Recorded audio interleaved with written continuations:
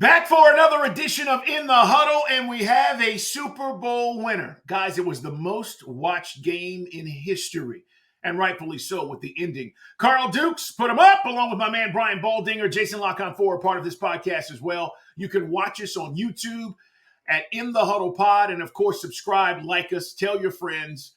Baldy, unfortunately, we've come to the end of the season, and before we get into this game and all the things surrounding it, and obviously things going on around the NFL, because it's going to be an exciting offseason, and we will be here for you talking about all of those things.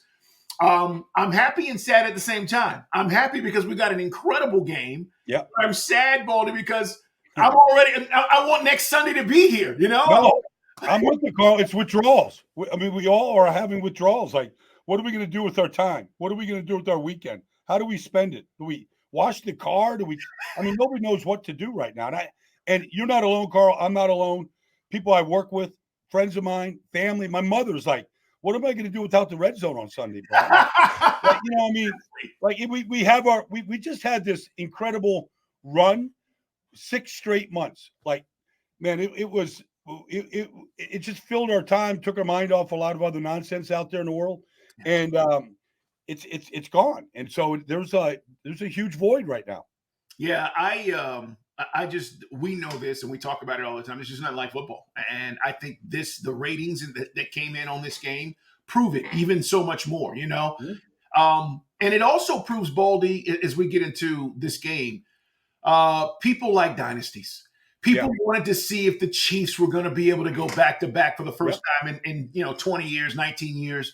People wanted to see if Kyle Shanahan could get the 49ers over the top. There was drama before the game even started, and people were interested in that. And then the game gets really good and interesting late, and then you get overtime for the first time with the new overtime rules. It just set up perfectly for people to be paying attention, the fringe fans, people that normally don't maybe watch and aren't as hardcore. But you know what? It's the Super Bowl, and my son's home or my daughter's here. I got to check it out.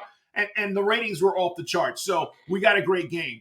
Let me ask you, as we start talking about this game, I felt, Baldy, in the first half, and I know you've done Baldy's breakdowns. Make sure you follow Brian Baldinger. Check out the breakdowns. They're absolutely great. I felt like the Chiefs were panicking a little bit.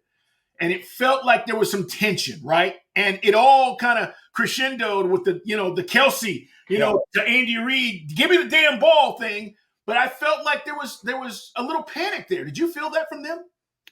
I did. They couldn't get into any kind of a rhythm, and they weren't playing good on offense at all. But the 49ers had opportunities to kind of put them away and make this a real. I mean, they had plenty of opportunities, whether it's McCaffrey's fumble or whether it's a missed extra point. I mean, whether it's a muffed punt that wasn't handled well. There was just opportunities. There was an interception to start the third quarter by the 49ers up 10-6, and they did nothing with it. You get the ball at the 44-yard line. They actually lost a yard on 3 plays. I thought the 49ers had so many chances to win it, and it maybe should never have even come to overtime. But the one thing that I felt all along, the whole season, and I think I shared it with you, Carl, on one of our podcasts, but I remember talking to Andy Reid, like mid-season. And I've known Big Red since he came to Philadelphia. Yeah. I was there at his introductory news conference, met him that day, did a lot of games for Fox with him. I built a relationship, know his wife, Tammy, well. And I said the first time, Andy, for the first time in 25 years, I'm talking more about your defense than your offense. And he couldn't disagree with me. And I just felt like in this game, the defense just kept him in the game, Carl. It just kept him in there. They just kept Mahomes hanging around. And as we now know, like there's no doubt, you let Mahomes hang around, he's going to beat you. He's just going to beat you. He's just going to put together a drive like we saw in overtime, and it's going to be flawless, and it's going to be him. I'll run it on third down. I'll scramble up the middle for 19. I'll just do whatever it takes. I'll dust off corn dog to go win it, whatever it is. Like, he's going to find a way to beat you if you give him the ball to him with a chance to win a game.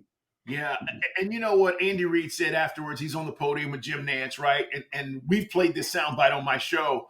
It's funny because he's like, how about that D? Because he knew Baldy. And to Brian Baldinger's credit, guys, if you watch all these episodes as we've been moving along here in the huddle, going back to last offseason, Brian Baldinger said to us and told us that Chris Jones was going to get Aaron Donald money. He was playing for that. Going into this season, he was going to be a beast. And look how much of a difference maker he was, not just in the Super Bowl, but throughout the course of the season. Chris Jones is that dude. I mean, Baldy, I'm watching the game, and I'm like, man, he's making plays. He's setting his team up to make teammates set up to make plays. And I thought he just had a really good game, but it came down to him making that play in overtime that allows the 49ers to not score. They only get a field goal. And Baldy, that was the ball game, right? Well, so I talked to a lot of guys at the Super Bowl that play against Chris Jones. I mean, I talked to Deion Dawkins, different guys that have to. And the one thing about Chris Jones and why I said that about, he deserves Aaron Donald money is because Aaron was maybe the only guy in the league. I mean, there's TJ, there's good players. Sure. But his ability to take over a game when it counts the most, he does it over and over again. And talking to guys that have to defend him, they're like, Baldy, he just starts moving and dancing, and you think you're in good shape. Next thing you know, you're in the lap of the quarterback. And it happens over and over again. And I remember talking to him in Baltimore at the AFC Championship game. Until you stand next to Chris Jones in a football uniform, you don't realize just how big and powerful he is. And it just keeps showing up. And, he's a free agent, and, that guy he doesn't get hurt. He doesn't slow down. He knows what time of the game it is. He knows when to okay, it's my time. I got to go, and he can defeat blocks and double teams. He is a beast. But I want to go back to what you said, Carl, at the very beginning of this about dynasties. We don't see many of them. They don't come along very often. You don't know if you can build one. The Golden State Warriors did it. The Cowboys did it in a very short period of time with Jimmy Johnson. You probably outlined, from Green Bay to Miami to Pittsburgh, all the teams that have had, dynasties. And that's where Kansas City is at. And the one thing I would say in this dynasty is this is free agency. You can't pay your quarterback, a fifth of your salary cap, a quarter of your salary cap, and build you can't do it. They keep telling us that. You have to do it on the rookie contract. Dang, if they ain't, they pay Patrick Mahomes and he's earned every penny of it. But they draft unbelievable. Yeah. Steve Spagnuolo has developed these kids. Trent McDuffie is a star. He was a star in that game. Yes. George Karlaftis, a star. Leo Chenal forces a fumble, blocks an extra point. These are all second-year players, Carl. Spags, not only did Brett Veach draft him, Spags coached him, got him up to speed. They don't make mistakes. They don't beat themselves.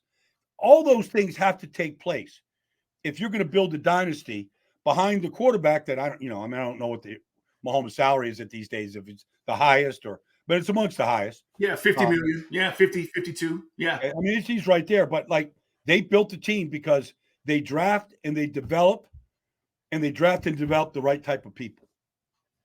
It's interesting you bring up Spags because I was curious how he would approach this game versus the Lamar game. Yeah. And I want you to tell me what you saw with Lamar, Baldy. He had that extra DB on the field, right? They were playing it a little bit different. And then you go against Brock Purdy, he can scramble, but you're not as fearful of what he can do with his legs as you were Lamar.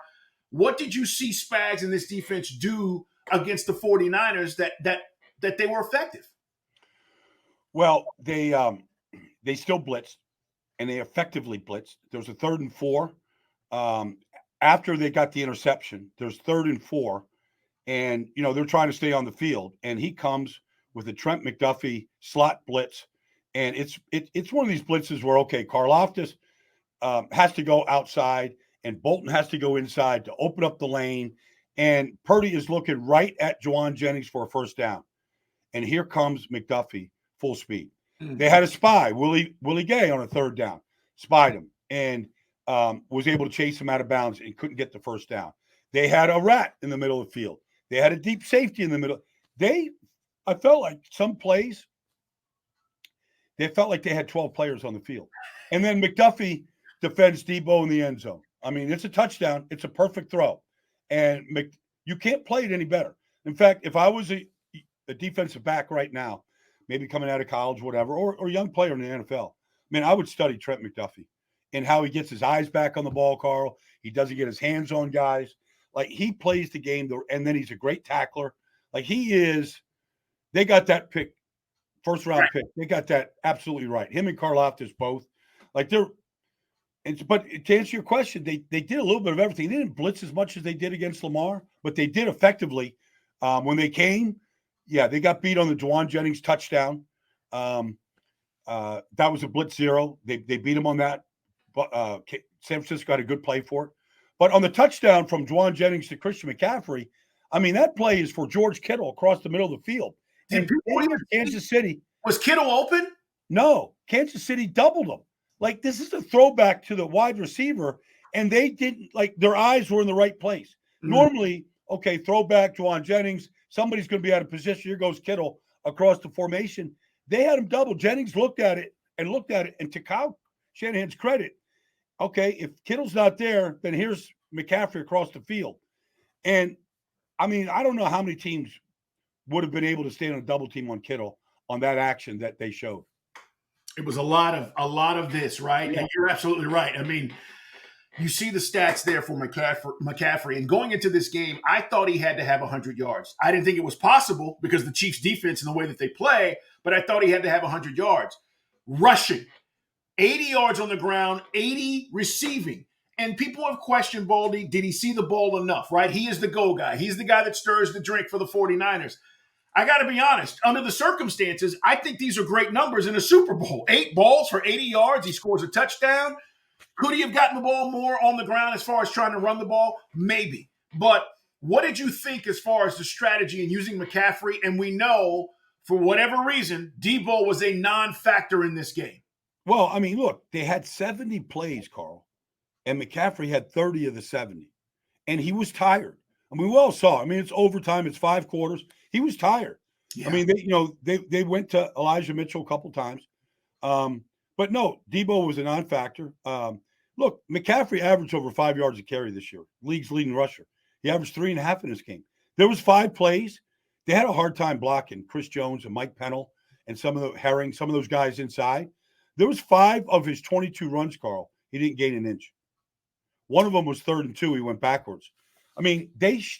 Now he had a couple runs, but that Kansas City defense, they didn't get pushed. That was the question mark, whether it's their run, and they went big. They went Bolton, they went Chanel, they went Gay, they went big linebackers. And really, you got to make, if you're going to do that, you got to make it pay in the passing game. And they really couldn't. They got a couple plays, but they couldn't do it. In fact, they only had just a couple of explosive plays the whole day. Baldy, let's talk about the overtime rules. There's been a lot of discussion here over the last couple of days, since the game here, the last 72 hours. I think that the new rules are perfect, first of all, because both teams get to touch the ball. Yeah. And the sudden death, which you were in and a part of, and for so many years, you kick the ball off, team gets the ball, they get to the 40, yard line, field goal, ball game's over. So the fact that both teams get to touch it, but, to hear some of the 49ers players, and again, I don't know if this is true or how much of it was just frustration coming out, but saying, we didn't know the overtime rules. Baldy, you and I know, we cover these camps. All of these coaches in training camp have these meetings where they go in and say, hey, here are the new rules. Here's what's going on. This might affect a game or two this season. And I think it's complete BS that these guys are like, hey, we didn't know. And, it was the first Super Bowl with the new rules in overtime. Did Kyle Shanahan get this wrong by taking the ball first? Because that's the discussion. Yeah. No. Here's what Kyle – I think Kyle knew exactly what he was doing. Fred Warner's the captain out there. He chose heads. It was heads. They had a choice. Kyle's explanation makes sense to me. So, for example, we both get a chance to touch it. So then if both teams score, and let's just say field goals, touchdowns, whatever, then you're going to get the ball the third time with a chance to win it. I thought with a field goal. Field goal. So to me, Kyle's saying, I'm going to go down and score. And they had a chance to score a touchdown. They they just didn't block the play correctly. They had a chance to score on their opening drive. They settled for the field goal. Mahomes made one play after another, and they score the touchdown. So they don't get the third time. They don't get the third possession.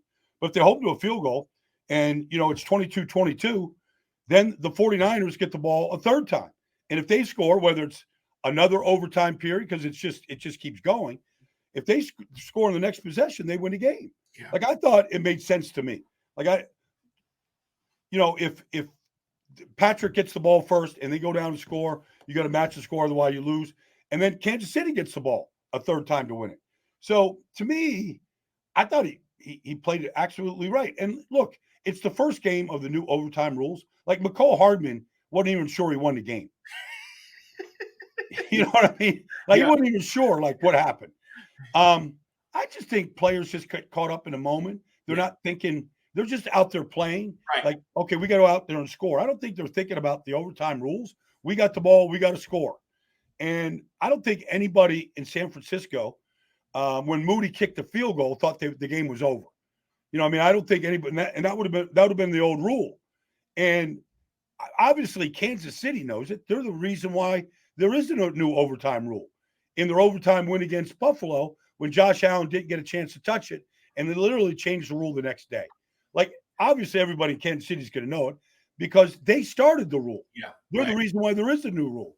But I had no problem with Kyle Shanahan's explanation of taking the ball. In fact, when Fred Warner got the ball and won the toss and took the ball, I was like, good, go down and score. Put the pressure on Kansas City. That's the way I felt.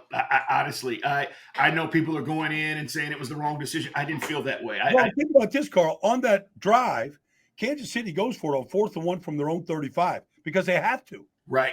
And that's when Mahomes ran the option and took it for 8 yards. But they had to go for it on 4th and 1 at 35. There's no tomorrow. If they stop them on 4th and 1, game's over. Well, game's over. Yeah. Brian Baldinger, Carl Dukes, with you. It is In the Huddle, guys. Subscribe, like us, watch us on YouTube, In the Huddle Pod. You can catch all the episodes as we talk all things NFL. It's going to be a big offseason. Obviously, we got the Combine coming up. We'll have free agency. We're going to be talking about the draft, and we'll be getting into all of that stuff here over the next couple of months.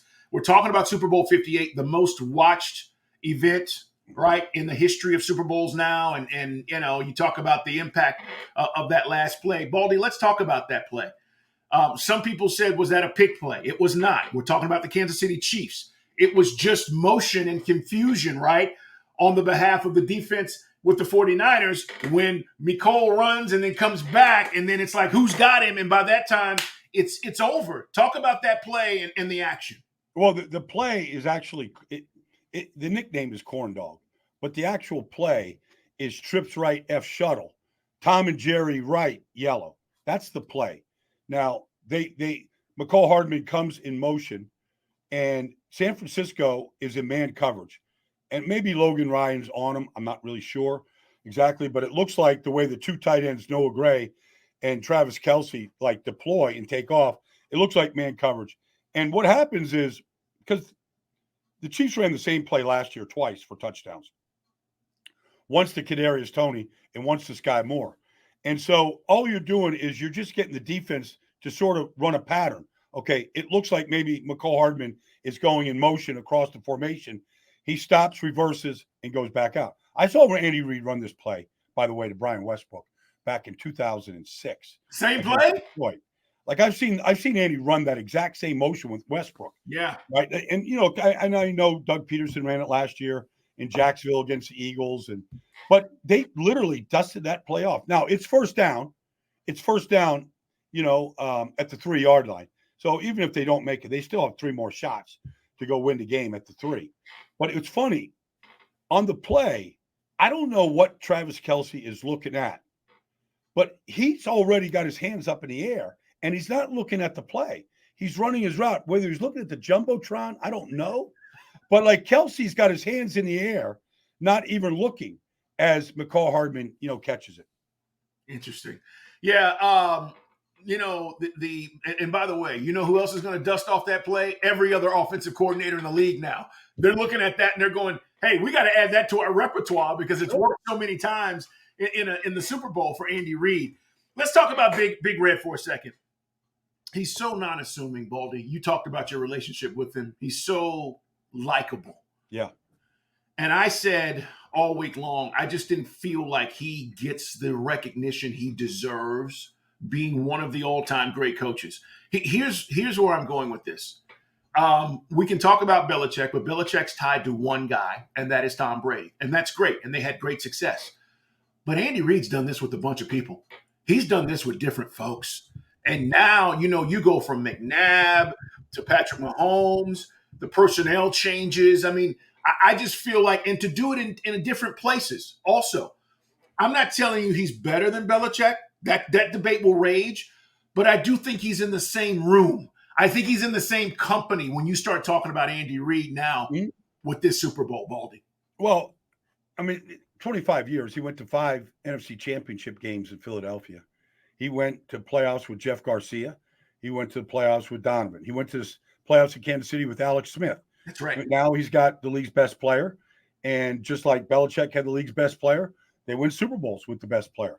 But, his staff is amazing. I mean, nobody has put out more head coaches and trained more personnel directors than Andy Reid. I mean, you look at his tree is like it's a banyan. It's a banyan tree. I mean, and Baldy, his assistants have gone on to win Super Bowls. Yes, yeah. Doug Peterson's won a Super Bowl. So, but I mean, I could go back. I mean, Spag's been a head coach, and Marty Morningweg, and Leslie Frazier, and right. Ron Rivera. I mean, it's unbelievable what he's done. And so I saw Jeffrey Lurie down the field before the game, just because they're still very, very close. Sure. Jeffrey gave him his opportunity in 1999. But when you're looking at the Mount Rushmore, the Pantheon, whatever you want to decide, the best coaches, whether it's Chuck Noll or Shula, I mean, Andy Reid is right there.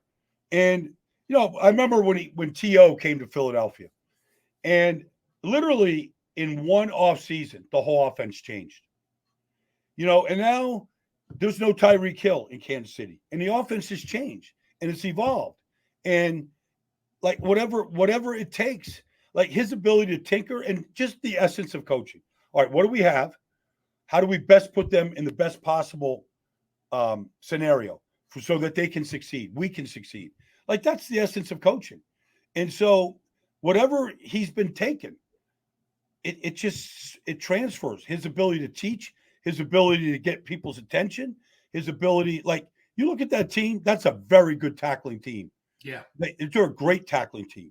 Spags came from the Frankfurt Galaxy. Okay. He was coaching in NFL Europe. Yeah. And Andy Reid comes in 99. He brings Jim Johnson in, and he brings in Spags. Like, I don't know where he met Steve at, but like, there's Steve. Steve's out of a job, for 4 or 5 years ago. He's in my office every Monday. That's his cover 3 outline right there that he taught me. Like, he's here studying the college game. Next thing you know, Andy makes a change at defense coordinator. Spags in there. They got 2 Super Bowls together. It is interesting, the impact. And by the way, think about this just real quick, and we're gonna get into a couple of different things here on the other side. But I got to say this: when the Chiefs made the decision, think about how many teams would have made the decision to pay Tyreek Hill, and how that might have impacted the rest of the team. But they decided we can go ahead and win without him, right? And Tyreek's a great player. We know that. Mm-hmm. But we're going to move forward and win without him. And everybody wondered, just go back a couple of seasons ago. This is a mistake. What are they doing? Tyreek Hill, they're going to ruin the offense. Mahomes won't be able to do things that he normally does. They've now won 2 Super Bowls without him. It's absolutely amazing. And my point is, that is because of Andy Reid. That is Andy Reid's ability to adjust. And Baldy, the best coaches in this league adjust. They evolve and adjust. The ones that don't do that don't last long, or they're not any good. It's just what it is. So I totally agree with you. And I love Andy Reid, and I love what he's been able to do. And by the way, the commercials are great too. How about those nuggies? I mean, he's just well, I mean, so likable. and I've asked Andy about that. You know, he's now like this celebrity Yeah. on commercials, and he goes, it's not about me. My quarterback wants me in on it. Like, I'm going to go spend a day with my quarterback. That's I mean, great. you can't. There'll be more this year for sure. But I just wish, honestly, the only thing I wish about Andy, I wish people could see the other side, the funny Andy, the Andy imitating, comedians or Yeah. telling bad jokes, or just how smart he is about anything. He can build a car engine, put it back together. I mean, the guy's just engaging, and it's just to be able to handle all the stuff you got to be able to handle with off the field stuff that just happens, young players, young kids, like just be able to handle all of that and just kind of keep you right on the rails going forward. It's a lot. When we come back, they've got a new defensive coordinator. And why are we even talking about this? We'll explain when we come back on In the Huddle.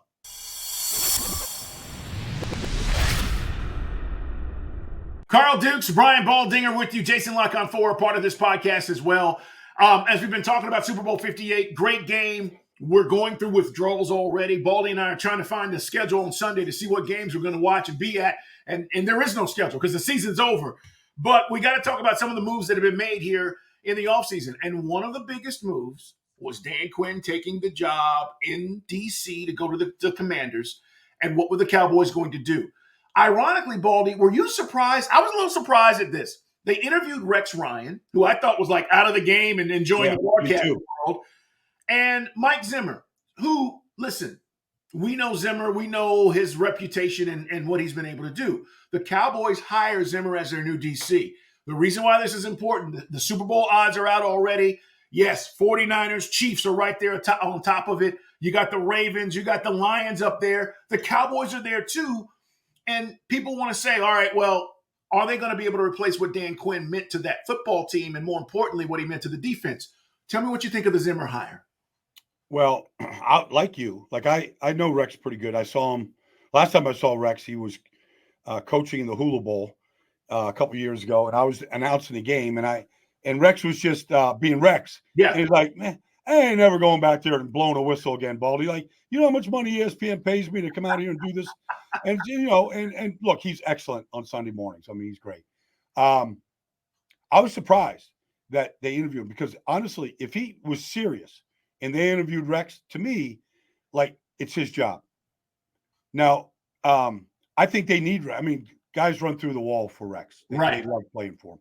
So I thought that was, as soon as I saw him interview, whether he was dead serious, filling out Jerry, I don't know.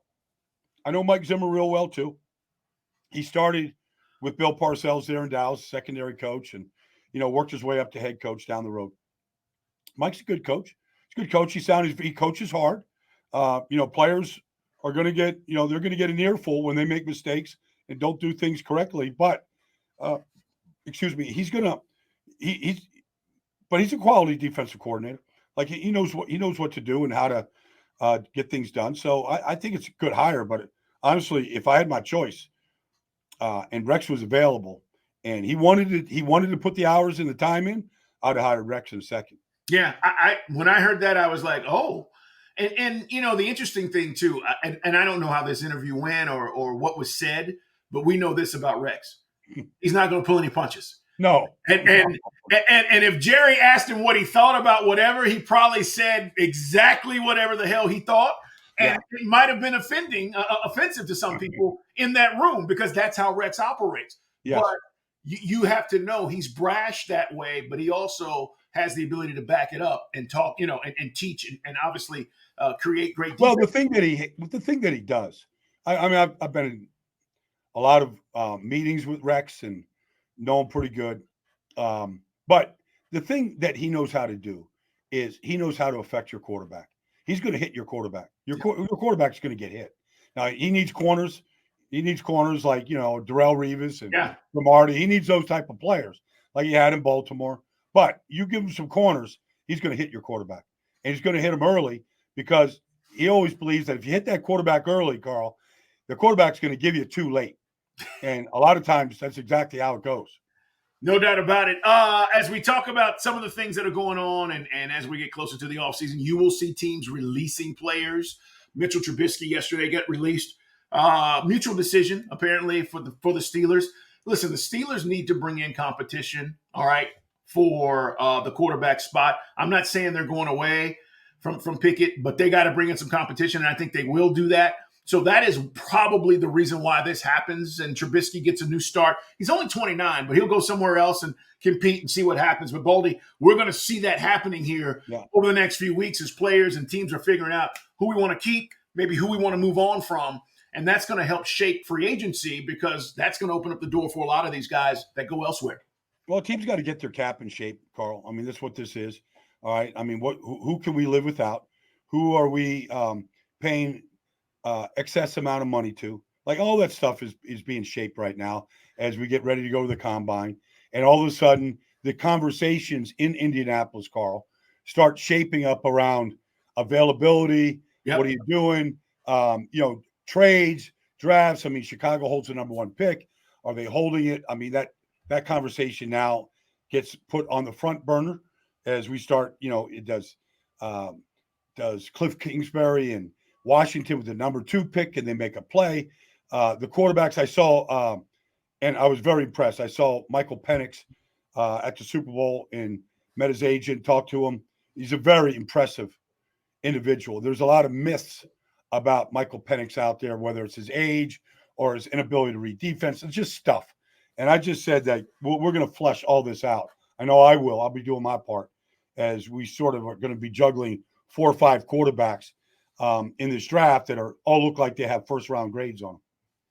The dates that are important, and we'll be talking more about them, February 27th through March 4th, the Combine. And then free agent deals can be signed starting March 14th. Trades can be officially done, and June 1st cuts can be designated. That's a big day, that March 14th date. And then, that's also when you start talking about potentially, deals being done with free agency. The negotiating period for, pending unrestricted free agents can begin March 11th. So you'll start hearing leaks and who's talking to who. We got a lot of stuff coming up. But before we get out of here, Baldy, I got to ask you this. Super Bowl was in Vegas. First of all, Vegas did an amazing job of putting this on. All right, they did an amazing job. I have never been concerned with some of the concerns of the gambling and all of that stuff from players. It's just never – listen, you're always going to have a bad apple and somebody make a mistake and do something stupid. But for the most part, it's not a league-wide problem that most guys get it and they understand it. But being in Vegas and being who was in this Super Bowl, and the Chiefs now are officially a dynasty, guys. You win 3 in this amount of time, 3 and 5, you're a dynasty. Mm-hmm. But there are thoughts out there that somehow in some way that the conspiracy theorists are out there and they believe that some way this game may have been fixed, that the Chiefs were going to win regardless, even though the game went to overtime.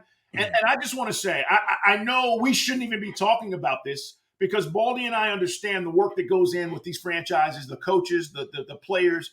Guys, the reason why this game is loved the way it is because it's unpredictable. It's not because it's predictable. So when we hear this stuff, we just want to address it because the Super Bowl had all this other stuff surrounding it. It was like, oh, the fix is in. Baldy, what's up with these conspiracy theorists? Well, a couple things, Carl. Number one, Las Vegas is always a major destination for the Super Bowl. For 57 Super Bowls that were never played in Las Vegas, fans went to the sports books. They went to have a good time. Right. They went for a weekend party. They always went to Las Vegas. The hotels are always full Super Bowl weekend. Now, you play a game at Allegiant Stadium right there, it brings, a lot more on. But I guess it's because of the impact of FanDuel and DraftKings and Caesars and the amount of gambling that is going on around this game and other things, not just football. So it's just I think 38 states have ratified gambling. Yep. I remember a couple of years ago, Carl, was like 11. Like it's whether we get to 50 or not. It's out there. So I listen to the noise, Carl, and that's all I do. I don't respond to it. But I do think the league, and I think the league, like I got the memo going before I went to Vegas. Like you're not to be in a sports book. You're not going to casino. You're not putting 100 on blackjack. I got that. I understand all of it. It wasn't a problem for me, Carl. Sure, honestly, my sure. friends, I had friends that were rolling dice and telling me about that's great. I mean, we've all done that. But honestly, I got the memo and I understood it. Like I was totally clear about the whole thing. You just can't have any impropriety, and you can't show or demonstrate any conflict as a member that works for the league and works for the NFL. So, but when I do hear the fans saying it's fixed, the fix is in, like it's disturbing to me because they clearly don't understand just how hard the league trains these officials, how difficult it is to do anything like that. And while a couple of players over the last 2 years have, done some, gambling on or betting on the Final Four on their phone, okay. I mean, I get that, and they suspended them and they punished them. But I think the players understand it. I think they understand what's at stake. I think it's been spelt out pretty clearly. It's just now for the fans to understand that, look, that touchdown throw, from, pick one, those fourth down runs by Mahomes aren't fixed. Like that's just Mahomes. We've been watching it now for 7 straight years. Yeah. Like there's a reason why he's the league MVP of these Super Bowl games. He's just that good. He's our Tom Brady in this lifestyle. He's Joe Montana. He's Troy Aikman. He's just when your quarterback is the best in the league at what he does, your team has a real good chance of winning Super Bowls. It just goes back to Bart Starr winning the first 2. Like your quarterback has the ball in his hands every play with a chance to impact the game. And nobody impacts the game more than Mahomes does right now. And that's why he's paid the money he's paid. And that's not going to change. There's going to be a new Mahomes. I don't know who that's going to be, but there'll be another guy. There always is. And so there'll be somebody else that's going to take their team to Super Bowls. Once they, whether it's Caleb Williams maybe, or who knows, Drake may. I don't know what's going to happen, but that's always sort of been the game. Yeah. These games are not fixed. Okay. I'm telling you, they're not. No. As much as I'm with you from a betting standpoint, and I go, oh my goodness, how could this happen? I will say this. But I'll say this, Carl, like the over and under in the game was 47. I know. I mean, it was, I don't know how they do it. Like I'm blown away by it, knowing that nothing of this is fixed. Well, that's what I was about to say. The number week in and week out is usually on point. And this is why, and here's the other thing, these games are not fixed. And those numbers are you never can go through any Sunday, okay, even at the start of the season, and we don't know anything about these teams. Yeah. And you see Cowboys over Giants by 21, Eagles over Dolphins by 17. You don't see those numbers. The number is 3, 2.5, 4, 4.5. And what Vegas is telling you is it's this much between the difference of winning and losing in the NFL. Yep. These rosters, as crazy as it sounds, the worst roster in the league could go on any Sunday and play the best team, and it's this much. And Vegas understands it. That's why even at the end of the season, when you know what teams are and you go, oh, they're going to blow them out, and that doesn't happen, and you lose your mind because you think the fix is in. That's because the rosters and this game is that much. So, well, I mean, look, the San Francisco was favored by 2. Yeah, Kansas City won by 3. And I said I'm never going against Mahomes. I've done that before. I'm not doing it. And I think the margin is 3. It was 3. Now I was just, I got it's nothing but luck on my part. But I just like this. You knew it was going to be a close game. I didn't know it was going to be 15 minutes of overtime necessary to win the game like it was. But you can't get, and that's all they want. I mean, just keep the viewers there. And the games are getting a lot more competitive. There was a time when these games were blowouts, Carl. And, the game was over at halftime. But these games have been very, very close over the last decade. Guys, don't miss an episode. Subscribe, like us, tell your friends. It's In the Huddle. Carl Dukes, Brian Baldinger, and, of course, our man Jason Lock-on-4. We're going to be here throughout the course of the offseason. Lots of change going on with all the teams, players, coaches. There's a lot to talk about. Baldy, have a great rest of your week. Great job at the Super Bowl. Yep. And we will talk to you guys soon. Take care.